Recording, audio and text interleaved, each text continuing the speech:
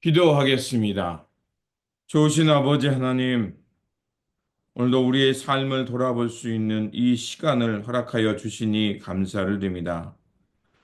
이 시간 주님의 말씀 앞에 섰사오니 우리의 삶을 돌아보게 하여 주시고, 주님 우리의 마음이 온전히 하나님께 집중되기를 원합니다. 그래서 우리 주님을 통해서 이 땅에 드러났던 하나님 나라, 그 주님께서 이루어 가셨던 하나님의 세계, 그 세계를 밝히 알게 하여 주시고 그것을 향해 용기 있게 살아갈 수 있도록 도와주시옵소서. 이 시간 말씀을 통하여서 우리 안에 어둠이 있다면 몰아내게 하여 주시고 또 주님의 말씀을 통해서 주님의 부르심이 무엇인지 바르게 알고 주님을 따라가는 저희들이 될 수 있도록 도와주시옵소서. 우리 구주 예수 그리스도의 이름으로 기도드립니다. 아멘. 오늘 우리에게 주신 말씀은 누가복음 5장 1절에서 11절입니다.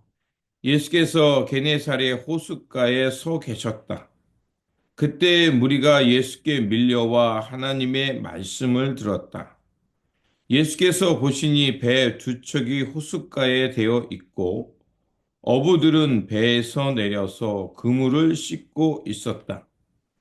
예수께서 그 배 가운데 하나인 시몬의 배에 올라서 그에게 배를 무태서 조금 떼어 놓으라고 하신 다음에 배에 앉으시어 무리를 가르치셨다. 예수께서 말씀을 그치시고 시몬에게 말씀하셨다. 깊은 데로 가라. 그물을 내려서 고기를 잡아라. 시몬이 대답하였다. 선생님, 우리가 밤새도록 애를 썼으나 아무것도 잡지 못했습니다. 그러나 선생님의 말씀을 따라 그물을 내리겠습니다. 그런 다음에 그대로 하니 많은 물고기 떼가 걸려 들어서 그물이 찢어질 지경이었다. 그래서 그들은 다른 배에 있는 동료들에게 손짓하여 와서 자기들을 도와달라고 하였다. 그들이 와서 고기를 두 배에 가득히 채우니 배가 가라앉을 지경이 되었다. 시몬 베드로가 이것을 보고 예수의 무릎 앞에 엎드려서 말하였다. 주님, 나에게서 떠나 주십시오. 나는 죄인입니다. 베드로 및 그와 함께 있는 모든 사람은 그들이 잡은 고기가 엄청나게 많은 것에 놀랐던 것이다. 또한 세베대의 아들들로서 시몬의 동료인 야고보와 요한도 놀랐다. 예수께서 시몬에게 말씀하셨다. 두려워하지 말아라. 이제부터 너는 사람을 낚을 것이다. 그들은 배를 무태댄 후에 모든 것을 버려두고 예수를 따랐다. 아멘. 오늘 본문 말씀은 예수님께서 하나님 나라의 사역을 위해서 그 제자들을 부르시는 말씀입니다.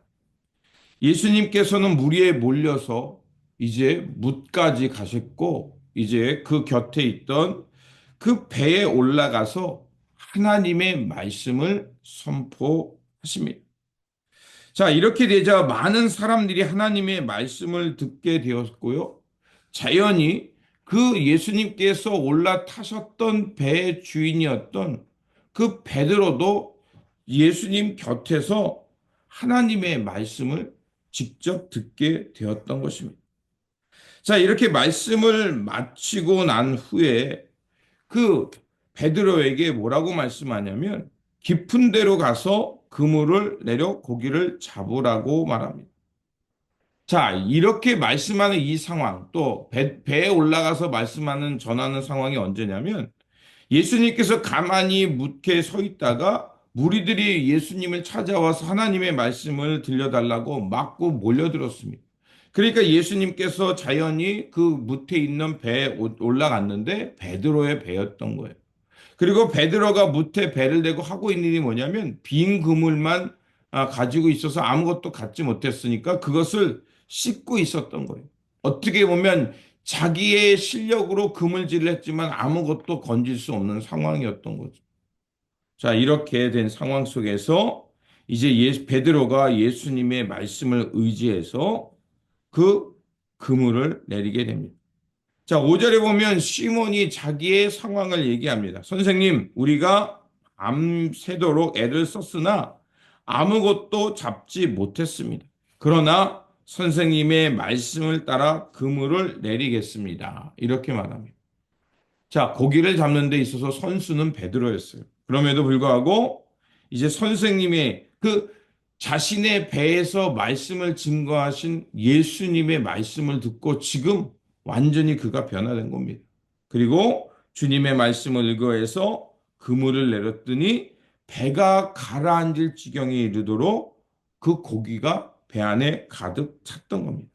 그리고 8절에 보면 그 예수님을 경험한 그가 자, 어떻게 변화되는지 8절에 나옵니다.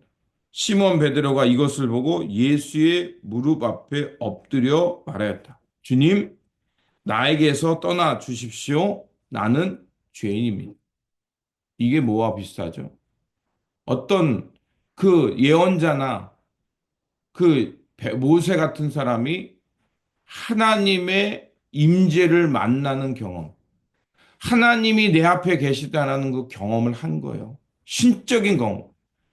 그 바울이 그 다메섹 도상에서 부활의 예수님을 만나는 경험과 같은 경험을 했던 겁니다. 자, 내가 어마어마한 존재, 하나님 신을 경험하는 그런 경험을 하게 되자 그 반응은 다 어땠습니까? 주님, 나를 떠나 주십시오. 이사야는 어땠냐면 성전에 나가 기도하다가 하나님이 자기 곁에 있고 내가 하나님 안에 있는 걸 깨닫게 됩니다. 그러니까 화로다, 화로다. 부정한 입술을 가진 자가 하나님을 배웠다. 이렇게 말합니다. 그, 그 부족한 인간이 하나님을 경험할 때 나타나는 반응은 자기를 떠나달라는 겁니다. 지금 베드로의 고백은 바로 그런 겁니다. 자, 이렇게 베드로가 주님께 고백합니다. 그리고서 엄청난 예수님으로부터 사명을 듣게 됩니다. 10절에 보면 또한 세베대의 아들들로서 시몬의 동료인 야고보와 요한도 놀랐다. 예수께서 시몬에게 말씀하셨다. 두려워하지 말아라. 이제부터 너는 사람을 낚을 것이다. 이렇게 말합니다. 자, 낚는다는 표현이 조금 우리에게 부정적으로 들릴지 모르지만 여기서 원어로 보면 낚는다는 것은 그 죽은 것, 낚는다는 것은 왜 우리가 부정적이냐면 죽은 것을 취한다는 것입니다. 그런데 원어로 보면 네가 사람을 건져 올릴 것이다라는 의미가 있어요. 그러니까 지금 이 베드로가 그 어마어마한 그리스도를 경험하게 된 후로 이제 그가 새로워져서 주님으로부터 새로운 사명을 듣게 되는데 이제 너는 사람을 죽음에서 생명으로 구조하는 그들을 이끌어내는 그런 제자가 될 것이다. 사명자가 될 것이라고 주님께서 그를 부르신 것입니다. 지금 오늘 본문에서는 지금 시몬 베드로만 부르지만 결국 누구를 다 부른 거예요. 시몬 곁에 있던 야고보와 요한, 또 저 뒤에 가면 마태라는 사람도 부르게 됩니다. 이 모든 것을 통해 우리에게 말하고 있는 것은 지금 예수님께서 하나님 나라의 사역을 하는 데 있어서 그 말씀을 선포하는 것으로 끝난 것이 아니라 그 말씀을 이루어갈 수 있는 예수님을 따르는 사람들, 제자들을 초청하고 있는 것이 오늘 본문입니다. 그리고 13절에서 26절까지 보면 예수님께서 동네로 가시다가 문둥병 들린 사람과 중풍병자 걸린 사람을 치유합니다. 문둥병자 들린 사람은요, 주님께서 조용히 그를 데리고 가서 그 사람을 치유한 후에 뭐라고 하냐? 아무에게도 말하지 말고 제사장에게만 가서 얘기해라. 왜냐하면 자칫 잘못하면 예수님의 사역을 그저 치유, 기적을 행하는 사람 이렇게만 볼까봐 주님이 그렇게 비밀리에 치유하십니다. 또 중풍병자 걸린 사람도 마찬가지입니다. 자, 중풍 걸린 사람은 스스로 움직일 수가 없었어요. 그런데 그가 주님 앞에 나올 수 있는 그 은혜를 입은 게 누구 때문입니까? 동료들 때문이었어요. 그 동료들이, 그 중풍병자 걸린 사람들의 동료, 그 동료들이 먼저 예수님을 만났고요. 예수님을 만나자 그들은 그 동료, 아파하는 동료를 주님께로 이끌고 온 거예요. 자, 이런 사역들을 통해 주님께서 말씀하는 것은 결국 무엇을 말하냐? 하나님 나라를 이뤄감에 있어서 오늘 주님은 제자들을 부르고 계시다는 거예요. 그리고 홀로 가는 것이 아니라 그들과 함께 사역을 하면서 중풍병자와 문둥병자와 같이 병과 또 마음의 병, 육신의 병, 영적인 병에 걸린 사람들을 고쳐내고 하나님의 그 생명의 세계로 이끄는 일을 함께 가자고 부르고 있는 겁니다. 그렇다면 이 사역을 향해 지금 오늘 이 땅에 누구를 부르셨을까요? 바로 저와 여러분입니다. 오늘 예수님께서는 그 하나님 나라를 확장해 가고 하나님 나라의 생명 구원의 역사를 통해 저와 여러분을 부르셔서 지금 이 병들고 죽어가고 죽음에 있는 이들을 그 죽음의 자리에서 생명의 자리로 옮기고 구원내도록 우리를 부르고 계신 겁니다. 그래서 이 부름받은 사람들의 모임을 교회라고 말하는 것이고, 교회를 에클레시아, 세상에서 그 구원의 자리로 이끌어낸 사람들의 모임이란 뜻을 갖고 있는 교회를 오늘 이 땅에 우리가 이루어가고 있는 겁니다. 오늘 우리가 교회를 이룬 것은 건물을 짓는 것도 중요하고 또 어떤 일을 하는 것도 중요하지만 무엇보다도 하나님 앞에 내가 어떠한 사명을 향해 부름받았는지를 알고 그 일을 행하는 것이야말로 주님의 부르심에 합당한 삶을 사는 것이고 우리가 진정한 교회로 살아가는 것이라 저는 믿습니다. 그러므로 예수 그리스도를 통해 하나님 나라 구원 사역을 위해서 부름받은 저와 여러분들이 예수 그리스도의 신실한 제자가 되어서 주님께서 이뤄가시는 생명 살림의 공동체, 이 삶을 향해 충성을 다하며 살아가는 주님의 신실한 제자들 청직이 되시기를 주님의 이름으로 축원드립니다. 기도하겠습니다. 세상의 실패로 인해 고단함에 있던 시몬과 그의 동료를 예수님의 사역에 동참하는 제자로 부르신 주님, 낙심하고 주저앉아 있는 이들을 제자로 부르신 것처럼 오늘 우리를 하나님 나라의 사역의 동역자로 불러주심에 감사를 드립니다.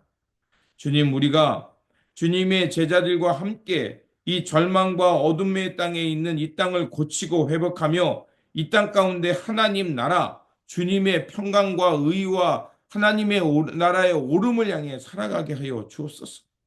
우리를 이런 귀한 사명자로 부르셨음을 잊지 않게 하여 주시고 이 어둠이 가득한 현장 속에 들어가 그 어둠을 몰아내고 예수 그리스도의 진리의 빛으로 빛을 밝히며 이 땅에 불의를 쫓아나게 하시고 어둠의 세력들을 쫓아나게 하여 주시고 하나님의 공평과 정의, 생명의 빛을 발하며 그 빛과 소금 되어 이 땅을 새롭게 하며 살아가는 주님의 거룩한 백성, 주님의 신실한 청지기들 되게 하여 주옵소서. 우리 구주 예수 그리스도 이름으로 기도드립니다. 아멘.